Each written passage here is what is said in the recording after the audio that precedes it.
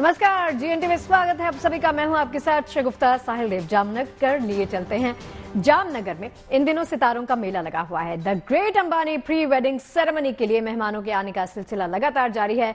तमाम नामी चेहरे तो पहले ही जामनगर पहुंच चुके हैं। आज दूसरे दिन भी बॉलीवुड से जुड़े तमाम चेहरे जामनगर पहुंचे।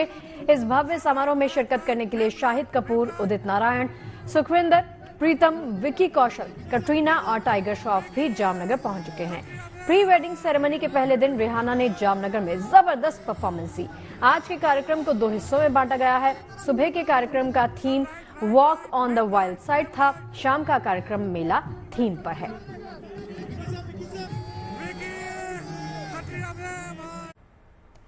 देखिए, जामनगर में आज अनंत अंबानी की प्री वेडिंग सेरेमनी के दूसरे दिन का कार्यक्रम चल रहा है। इस खास समारोह में दुनिया भर से सितारे जुटे हैं। इस समारोह में अनंत अंबानी ने सभी मेहमानों का स्वागत किया और साथ ही इस भव्य आयोजन के लिए उन्होंने अपने माता पिता को शुक्रिया भी कहा। अनंत की बातें सुनकर उनके पिता मुकेश अंबानी थोड़े से इमोशनल हो गए। देखिए अनंत ने आखिर क्या कहा।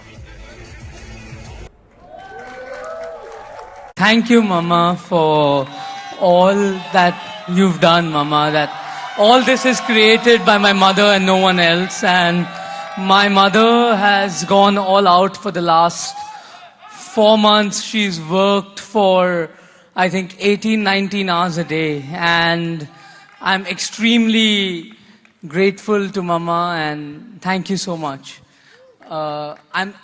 I would like to thank each and every one of you present here. I know everyone has made it to Jamnagar to make me and Radhika feel special. We are all honored and humbled to have all of you here. I am sorry if we have caused any inconvenience to anyone. Please do forgive us, both the families. So I hope everyone is going to enjoy the coming 3 days, and I would just like to thank my mother, my father, my sister, and my brother, my sister-in-law, brother-in-law, for making this event so memorable for me and Radhika. I think my family has gone all out to make us feel special. Everyone has been sleeping for less than 3 hours a day for the last 2-3 months, and it's extremely, I'm so happy that I can share this joy with everyone out here. I really don't have words to express my gratitude. As many of you know, my life has not always been entirely a bed of roses. I've also experienced the pain of thorns. I've faced many health crises since childhood, but my father and mother have never let me feel that I've suffered. My father and mother have always stood by me, and my father and mother have always made me feel that if I can think, I'll do it. And I think that is what my father and mother mean to me, and I am eternally grateful. Now I'll come to Radhika. I'm 100% the lucky one. There's no doubt about that. I also don't know how I got Radhika. So I am definitely the most luckiest here. Radhika has been, for the last 7 years, it feels like I met Radhika yesterday. But every day I fall more and more in love. Like my brother-in-law says, that when he used to see my sister, he had volcanoes and fountains going up in his heart. I would say I have earthquakes and tsunamis going in my heart when I see Radhika. So, thank you, Radhika. देखिए, गुजरात का जामनगर जो देश विदेश की बड़ी बड़ी हस्तियों से सजा हुआ है। फिल्मी हस्तियों से लेकर मशहूर खिलाड़ी इस शहर में मौजूद हैं। देश विदेश के कई उद्योगपति भी इस वक्त जामनगर में डेरा डाले हुए हैं। ये सभी एक बेहद खास इवेंट के लिए यहाँ पहुंचे हैं। ये इवेंट है मुकेश अंबानी के बेटे अनंत और राधिका की प्री वेडिंग सेरेमनी का इवेंट। बीती शाम वहां इसी से जुड़े शानदार समारोह में पॉप सिंगर रिहाना ने शानदार परफॉर्मेंस दी।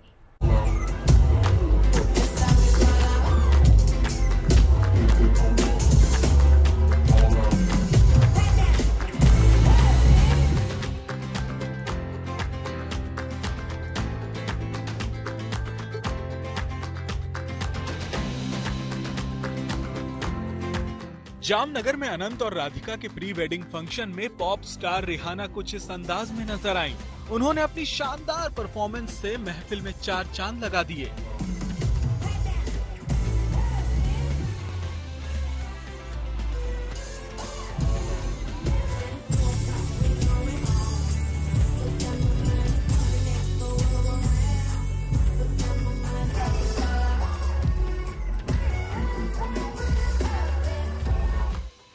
राधिका मर्चेंट और अनंत अंबानी की प्री वेडिंग सेरेमनीज का सबसे बड़ा हाईलाइट था रिहाना का performance. This is the first time Rihanna India आई है और अपने परफॉर्मेंस के दौरान उन्होंने diamond in the star and we found love among other songs उन्होंने परफॉर्म किया है। इस ग्रैंड सेरेमनी की वजह से जामनगर सुर्खियों में है, क्योंकि देश ही नहीं दुनिया की तमाम बड़ी हस्तियां वहां पहुंची हुई हैं। वहां पहुंचे इन सभी मेहमानों का मुकेश अंबानी ने दिल खोलकर स्वागत किया। स्वागतम, a hearty welcome to our home in Jamnagar.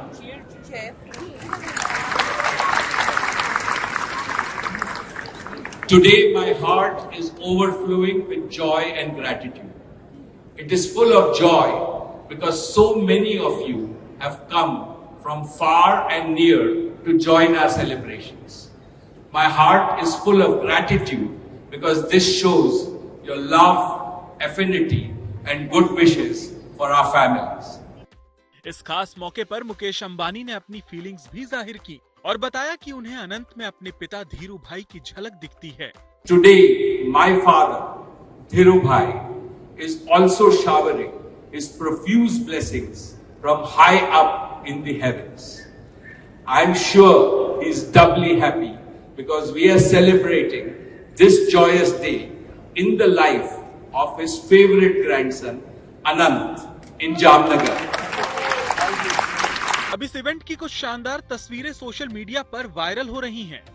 ऐसी ही एक तस्वीर में अनंत की बहन ईशा पेस्टल कलर के गाउन में बेहद खूबसूरत नजर आईं, जबकि आकाश, अनंत और उनके पिता मुकेश अंबानी सूट बूट में दिखे।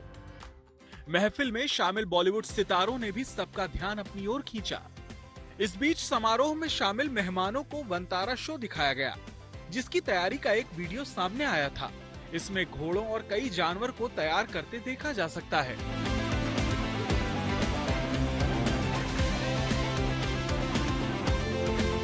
वंतारा शो के बाद रिहाना की ग्रैंड एंट्री ने सभी का ध्यान अपनी ओर खींचा।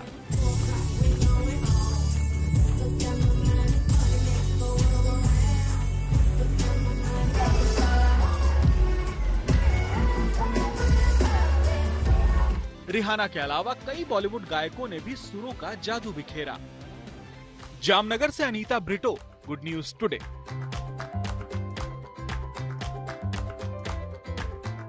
भारत को समंदर के नए पहरेदार मिलने जा रहे हैं। रिपोर्ट्स के मुताबिक 6 मार्च को MH-60R रोमियो हेलीकॉप्टर्स के बेड़े को नौसेना में शामिल किया जाएगा। इन्हें सी हॉक के नाम से जाना जाता है। यह हेलीकॉप्टर मल्टी रोल यानी कई तरह के मिशन को अंजाम देने में काफी सक्षम है। सबसे खास बात तो यह है कि यह हेलीकॉप्टर समुद्र में दुश्मनों की पनडुब्बियों को तलाश कर उन्हें तबाह करने में भी काफी सक्षम है।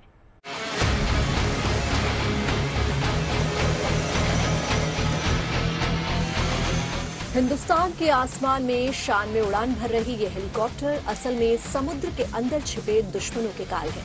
ये MH-60R रोमियो हेलीकॉप्टर है, जिनकी बेजोड़ क्षमता से भारतीय नौसेना की ताकत में जोरदार इजाफा होने जा रहा है। आने वाले समय में ये हेलीकॉप्टर नौसेना के जंगी जहाजों पर तैनात रहेंगे और समुद्र में घात लगाकर वार करने की फिराक में घूम रही पनडुब्बियों को पानी के अंदर ही तलाश कर नष्ट कर देंगे। ये सबसे आधुनिक हेलीकॉप्टर है। इस हेलीकॉप्टर में हम 4 टॉर्पेडोज और कई रॉकेट्स और मिसाइल्स यूज कर सकते हैं।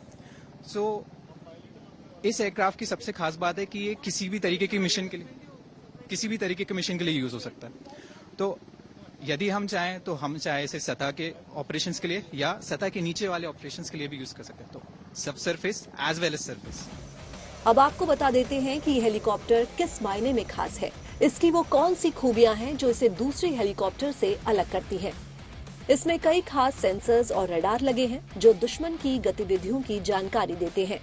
इसे उड़ाने के लिए 3 से 4 क्रू मेंबर्स की जरूरत होती है। हालांकि इसमें 5 लोग बैठ सकते हैं। ये हेलीकॉप्टर 10,433 किलोग्राम वजन के साथ उड़ान भरने में सक्षम है। यानी इसके जरिए हथियारों, मशीनरी और सैनिकों को एक जगह से दूसरी जगह ले जाया जा सकता है। Sensors are all state of the art. The cockpit inside is a glass cockpit, and this aircraft is very much capable to be deployed on various warships of Indian Navy. So this is built for the maritime environment. MH-60R Romeo multi mission helicopter है, यानी ये कई तरह की कार्रवाइयों को अंजाम दे सकता है और अलग अलग तरीके के एक्शन के लिए इसे अलग अलग हथियारों से लैस किया जा सकता है। एंटी सर्विस वायरफेयर के लिए इसमें रॉकेट और मिसाइल्स लगाई जा सकती हैं, तो एंटी सबमरीन वॉरफेयर के लिए टारपीडो और सोनार लगाए जा सकते हैं। इस हेलीकॉप्टर पर APKWS यानी एडवांस्ड प्रेसिशन किल वेपन सिस्टम लगाया जा सकता है। इस तरह 4 तरह की हेवी मशीन लगाई जा सकती हैं, जिनमें दुश्मन पर ताबड़तोड़ गोलियां बरसाना आसान होगा। इसके अलावा rapid airborne mine clearance system RAMICS से भी इसे लैस किया जा सकता है। इस पर 2 मार्क 46 आर्पिडो यानी MK50 या MK45S टारपीडो लगाए जा सकते हैं। इसके अलावा 4 से 8 AGM-114 हेलफायर मिसाइल भी इस पर लगाई जा सकती हैं। ये हेलीकॉप्टर बनाया गया है कि ये एक से ज्यादा मिशंस परफॉर्म कर सके। इसमें बहुत सी मॉड्यूलरिटी है, हम अलग अलग मिशंस के हिसाब से इसे तैयार कर सकते हैं। Anti surface warfare, anti submarine warfare, search and rescue और हर तरीके के मिशन को ये अंजाम देने में सक्षम है।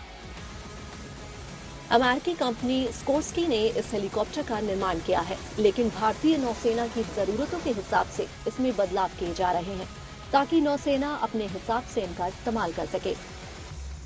Okay, now when we receive this aircraft, before receiving we already check out the things what we can do modification in this aircraft. So earlier when receive we start working on that. So our organizations which are like privately organization, they come and they see what are the things which we can modify to make this aircraft more versatile, to make more futuristic. खास बात ये भी है कि helicopter शानदार तकनीक से lace है। हालांकि भारतीय नौसेना में इसके इस्तेमाल के लिए कुछ हद तक स्वदेशी टेक्निक का भी इस्तेमाल किया जा रहा है, ताकि इसके साथ उपयोग होने वाले उपकरणों के लिए किसी और देश पर निर्भर न रहना पड़े। तो अमेरिकन शिप्स में क्या है कि उनके शिप्स में ऑलरेडी वो सिस्टम है जो लिंक्ड है इस एयरक्राफ्ट को हैंगर तक ले जाने के लिए, बट हम अपनी शिप्स को उस तरीके से मॉडिफाई नहीं कर सकते। माना जा रहा है कि अपनी बेहतरीन क्षमताओं और तकनीक की बदौलत MH-60R हेलीकॉप्टर नौसेना की नई ताकत बनेगा। इसमें जनरल इलेक्ट्रिक के 2 टर्बोशिफ्ट इंजन लगे हैं। ये हेलीकॉप्टर एक बार में 830 किलोमीटर दूरी तय कर सकता है। ये अधिकतम 12,000 फीट की ऊंचाई पर उड़ सकता है। ये 270 से 330 किलोमीटर प्रति घंटे की रफ्तार से उड़ान भर सकता है। भारत को इस तरह के 24 हेलीकॉप्टर्स मिलने वाले हैं। इन पर कामयाब उड़ान और इनके साथ हर मिशन को सफलतापूर्वक अंजाम देने के लिए क्रू मेंबर भी तैयार है। पूरी तरह से नया प्लेटफॉर्म हमारे इंडियन नेवी के पास में है, तो और काफी सोफिस्टिकेटेड सिस्टम्स अंदर लगे हुए हैं इसमें, बट हमने उस हिसाब से अपनी ट्रेनिंग को और अपने काम को इस तरीके से बदला है कि हम उन प्रॉब्लम्स को ओवरकम करके हम अपने एयरक्राफ्ट को ऑल टाइम मिशन के लिए रेडी करके रख सकें। भारत से पहले अमेरिका सहित कई देशों की नौसेनाएं रोमियो हेलीकॉप्टर का इस्तेमाल करती रही हैं। लिहाजा इसमें कोई शक नहीं कि इनकी काबिलियत पहले से जांची परखी हुई है। बहरहाल उम्मीद यही है कि हिंद महासागर और दूसरे संवेदनशील इलाकों में दुश्मनों के नापाक इरादों को नाकाम करने में ये हेलीकॉप्टर अहम भूमिका निभाएंगे। Bureau report, good news today. और चलिए अब आपको मौसम का हाल बता देते हैं। दिल्ली से लेकर पहाड़ों तक मौसम का हाल बदला बदला सा दिखाई दे रहा है। पहाड़ों में बर्फबारी बढ़ गई है, तो दिल्ली NCR में भी शनिवार सुबह हुई बारिश ने माहौल को ठंडा ठंडा कूल कर दिया। कल मौसम का क्या हाल रहेगा, ये जानने के लिए हमारी एक खास रिपोर्ट जरूर देखिए।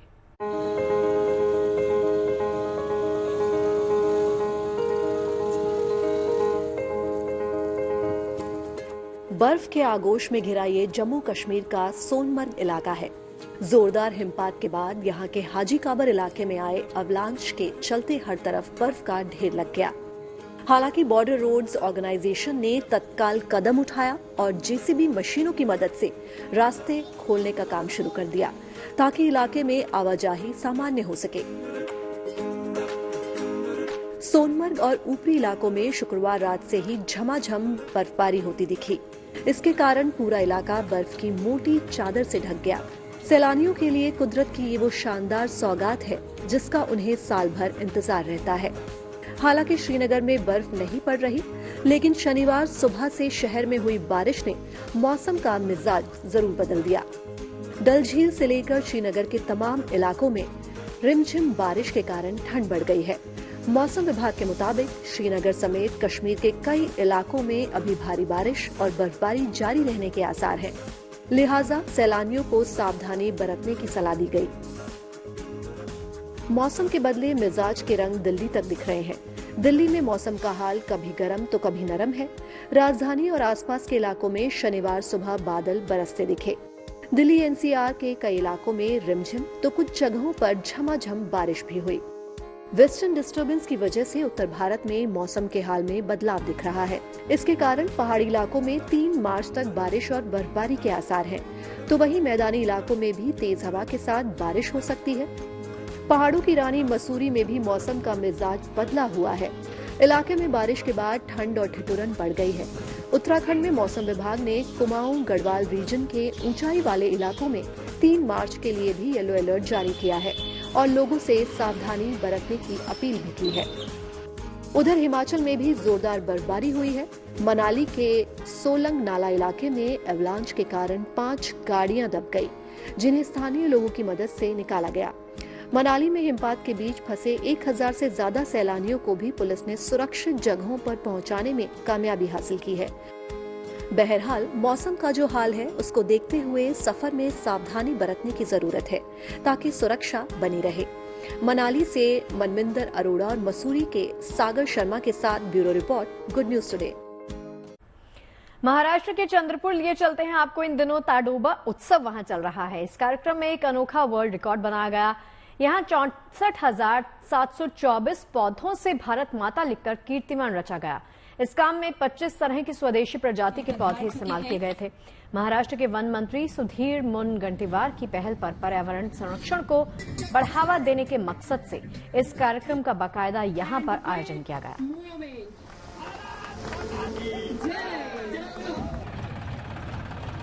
और चलिए हमारी आज की इस खास पेशकश में फिलहाल के लिए इतना ही, लेकिन बाकी अच्छी खबरें लगातार जारी हैं। आप देखते रहिए गुड न्यूज टुडे। नमस्कार।